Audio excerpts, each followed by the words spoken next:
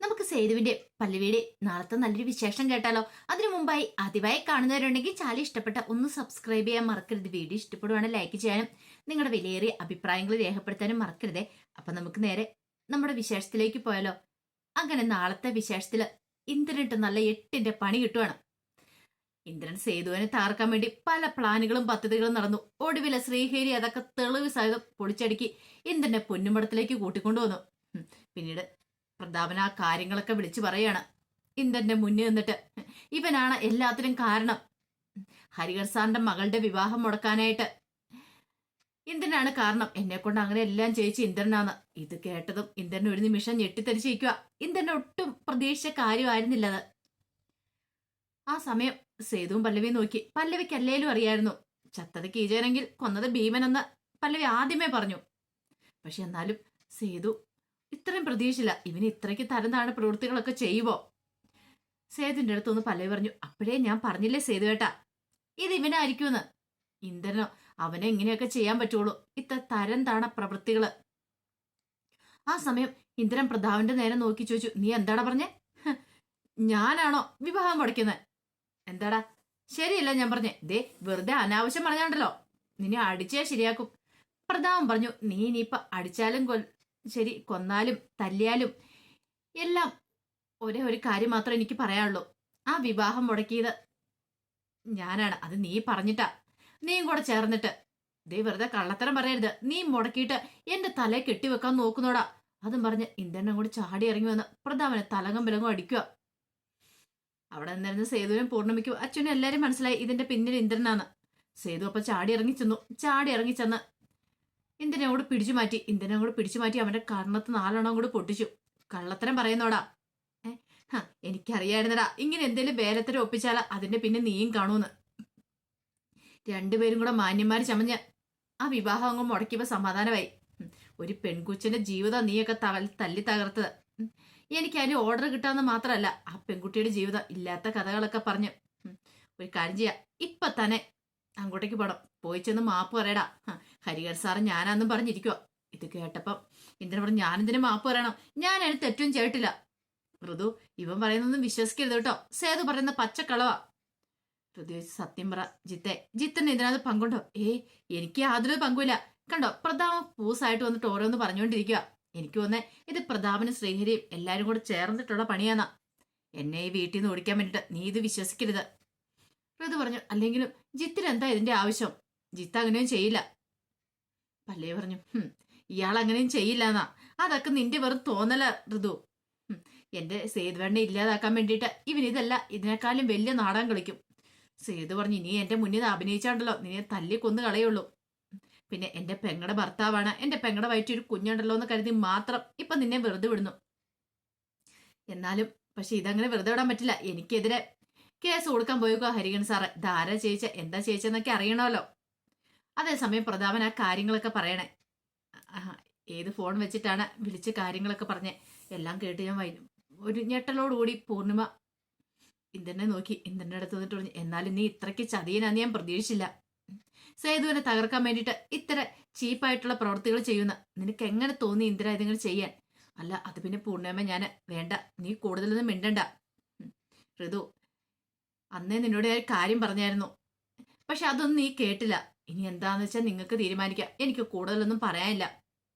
ഈ കുടുംബത്തിൽ താമസിക്കണമെങ്കിൽ അതിൻ്റെതായ അന്തസ്സും കാര്യങ്ങളും വേണം. ഇതുപോലെ വേരത്തരങ്ങളും ഒപ്പിച്ച് ഈ കുടുംബത്തിൽ ജീവിക്കാൻ പറ്റില്ല. അങ്ങനെ ഉണ്ടെങ്കിൽ ഇപ്പോഴും ഈ നിമിഷം ഇറങ്ങിക്കോണം ഇവിടുന്ന്.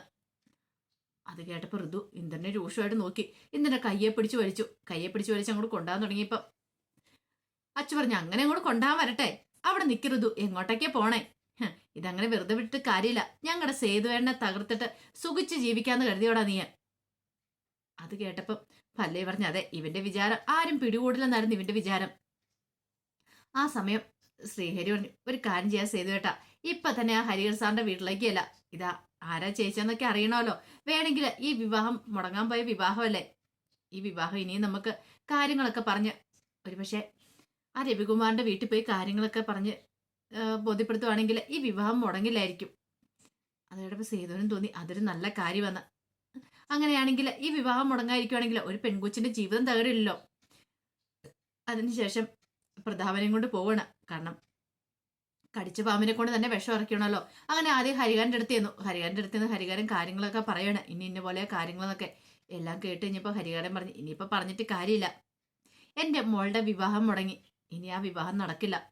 സേതു പറഞ്ഞു, ഏയ് ഒരു കാര്യം ചെയ്യാം, ഞങ്ങൾ ജയകുമാർ സാറിനെ പോയി കാണാം, കണ്ട് സംസാരിക്കാം. ആ, നിങ്ങളുടെ കുട്ടി നല്ലതെന്ന് പറയാൻ, കാരണം ഒരു തെറ്റും ചെയ്യാത്തൊരു പെങ്കൊച്ചാ അത്. ആ പെങ്കൊച്ചിനെ വൈരാഗ്യത്തിന്റെ പുറത്ത് അതിന്റെ ജീവൻ നശിപ്പിക്കാനായിട്ടാ ഇന്ദ്രനൊക്കെ ശ്രമിച്ചത്. അങ്ങനെ ഒടുവിൽ സേതു രവികുമാറിന്റെ നമ്പർ മേടിച്ച് അതിനകത്തേക്ക് വിളിക്കുവാണ്. അയാളെ വിളിച്ച് കാര്യങ്ങളൊക്കെ ബോധ്യപ്പെടുത്താൻ ശ്രമിച്ചു. പക്ഷെ അയാൾക്ക് അത് പെട്ടെന്ന് അങ്ങോട്ട് ദഹിച്ചില്ല.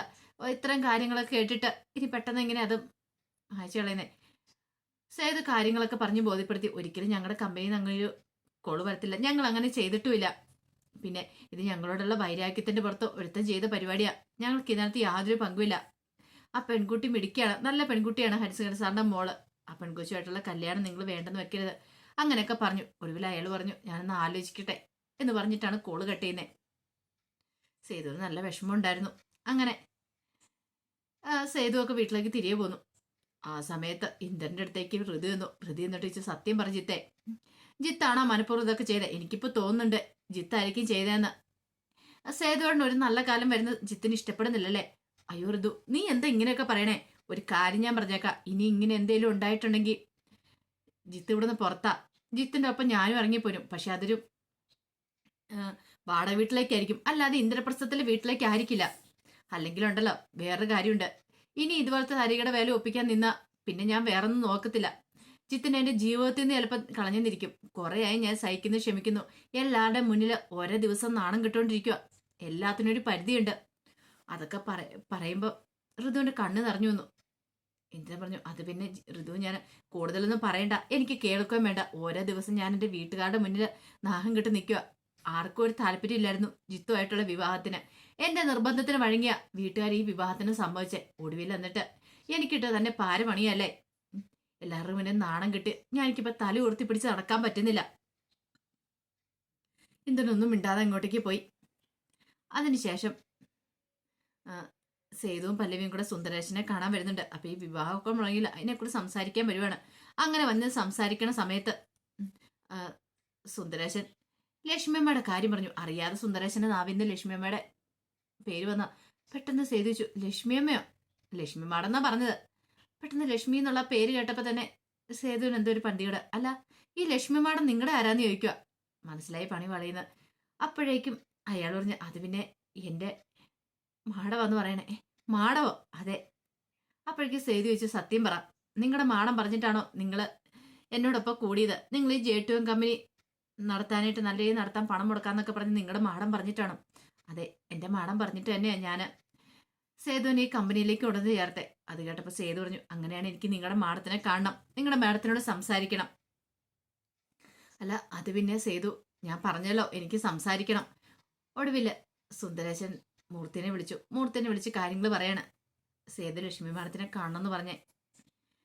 ഒടുവിൽ മൂർത്തി എന്ന് ലക്ഷ്മിയോട് കാര്യങ്ങൾ പറയണം. അപ്പൊ ലക്ഷ്മിക്ക് പേടി, ഇനിയിപ്പം സേതുവിനെ കാണാൻ വരണ സമയത്ത് എങ്ങാനും ആ ശൈലജ ആരെങ്കിലും കണ്ട അതോടുകൂടി തീർന്നു തന്റെ കഥ. തനിക്ക് ഇങ്ങനെ ഒരു മകനുണ്ടെന്നുള്ള കാര്യം വേണുവേട്ടനോ മയൂരിക്ക് അറിയില്ലാന്ന് ലക്ഷ്മിക്ക് നന്നായിട്ടറിയാം. ഒടുവിൽ മൂർത്തി പറഞ്ഞു, നമുക്ക് നോക്കാം, എന്തേലും കള്ളത്തരം പറഞ്ഞ് വീട്ടിൽ നിന്ന് ഇറങ്ങാം, കുഴപ്പമില്ലല്ലോ. അങ്ങനെ ഒരു കള്ളത്തരമൊക്കെ പറഞ്ഞ് ലക്ഷ്മി വീട്ടിൽ നിന്ന് ഇറങ്ങി. വീട്ടിൽ നിന്ന് ഇറങ്ങി മൂർത്തിയോടൊപ്പം സേതുവിനെ കാണാനായിട്ട് വരുക. സേതുവിനെ കാണാൻ വന്നപ്പോൾ സേതുവും പല്ലവിയുണ്ട്. ലക്ഷ്മി വന്ന് കഴിഞ്ഞപ്പോൾ സേതു വെച്ച്, സത്യം പറ, നിങ്ങളാണോ എനിക്ക് ഈ J2M കമ്പനി വീണ്ടും നല്ല രീതിയിൽ തുടങ്ങാനായിട്ട് പണം തന്ന് സഹായിച്ചേ? ഇതിന്റെ പിന്നെ നിങ്ങളാണോ എന്ന് ചോദിച്ചു. അത് കേട്ടപ്പോൾ ലക്ഷ്മി പറഞ്ഞു, അല്ല അത് പിന്നെ മോനെ ഞാനൊരു കാര്യം ചോദിച്ചോട്ടെ, ഞാനെന്താ നിങ്ങളുടെ ജാര സന്തതിയാണോ? എന്താ പറഞ്ഞ നീ ഇങ്ങനെയൊക്കെ പറയണേ? അല്ല എനിക്ക് അങ്ങനെ തോന്നുന്നുണ്ട്. അല്ലെങ്കിൽ പൊന്നുമടത്തെ മാധവമേനെ കല്യാണം കഴിച്ച് നിങ്ങളാ കൂടെ ജീവിക്കുമ്പോഴല്ലേ ഞാനുണ്ടായത്. എന്നിട്ട് എന്തുകൊണ്ടാണ് നിങ്ങൾ മറഞ്ഞു നിന്നിങ്ങനെയൊക്കെ ചെയ്യുന്നേ? അപ്പൊ അമ്മയാന്ന് പറഞ്ഞ് എൻ്റെ മുന്നിലേക്ക് വരാനായിട്ട് ഇപ്പോഴും നിങ്ങൾക്ക് മടിയല്ലേ? പക്ഷെ എനിക്ക് നിങ്ങളുടെ ഔദാര്യം വേണ്ട. നിങ്ങൾ ഒരാളെ കൊണ്ട് എനിക്ക് കുറച്ച് പണം തെളിയിച്ച് നിർത്തോണ്ട് നിങ്ങളും ഞാനും തമ്മിലുള്ള ബന്ധം നിങ്ങൾക്കറിയാമല്ലോ അത് എന്തായാലും എങ്ങനെയാന്ന്. അമ്മയും മോനും തമ്മിലുള്ള ബന്ധമാണ്. പക്ഷെ നിങ്ങളത് അംഗീകരിക്കാൻ കൂട്ടാക്കത്തോടത്തോളം കാലം എനിക്ക് നിങ്ങളുമായിട്ട് ഒരു ബന്ധത്തിനും താല്പര്യമില്ല. ഞാൻ ഈ കമ്പനിയിൽ നിന്ന് തന്നെ മാറാൻ പോവാ. എനിക്ക് എൻ്റെ പഴയ കമ്പനി തന്നെ മതി. ആരുടെ ഔദാര്യത്തിൽ ജീവിക്കുന്നതോട് എനിക്ക് താല്പര്യമില്ല. ഉള്ളത് കൊണ്ട് ഓണം പോലെ ഞാൻ എൻ്റെ ഭാര്യയെ ഞങ്ങൾ ജീവിച്ചോളാം. ലക്ഷ്മി പറഞ്ഞു, മോനെ എന്നോട് ക്ഷമിക്ക്, ഞാൻ പറഞ്ഞല്ലോ ഉം. നിന്റെ നല്ലതിന് വേണ്ടിയാ ഞാൻ ഇങ്ങനെയൊക്കെ ചെയ്യുന്നത്. എന്ത് നല്ലതിന് വേണ്ടിയിട്ട്? ഏ, കിട്ടാത്ത സ്നേഹം അതിനിപ്പോ കിട്ടുമെന്ന് എനിക്ക് തോന്നുന്നില്ല. ഉം. എനിക്ക് ഇതൊന്നും അല്ല വേണ്ടേ. പണമോ പ്രശസ്തിയോ പ്രതാപമോ ഒന്നും അല്ല വേണ്ടേ. എനിക്ക് വേണ്ട ഒരു അമ്മയുടെ സ്നേഹമാ, ഒരു പെറ്റമ്മയുടെ സ്നേഹം. അത് നിങ്ങൾക്ക് തരാൻ പറ്റുമോ? തരാൻ പറ്റുമെങ്കിൽ പറ. ഏ, നിങ്ങളോടൊപ്പം കൂടാൻ ഞാൻ തയ്യാറാ. പക്ഷെ അല്ലാത്ത നിമിഷം ഒരു കാരണവശാലും എനിക്കിതൊന്നും സ്വീകരിക്കാണ്ട് പറ്റില്ല. എനിക്ക് നിങ്ങളുടെ കമ്പനി ജോലി ചെയ്യാനും പറ്റില്ല. വാ പല്ലവി എന്ന് പറഞ്ഞ് പല്ലവിയുടെ കൈ പിടിച്ചങ്ങോട്ട് പോകാൻ തുടങ്ങുമ്പോൾ പല്ലവിക്കും ഭയങ്കര സങ്കടമായി. സേതുവാണ് ഒത്തിരി വിഷമിച്ചാ പറഞ്ഞെന്നറിയാം. ആ സമയം വല്ലാത്തൊരവസ്ഥ നിൽക്കുക ലക്ഷ്മി.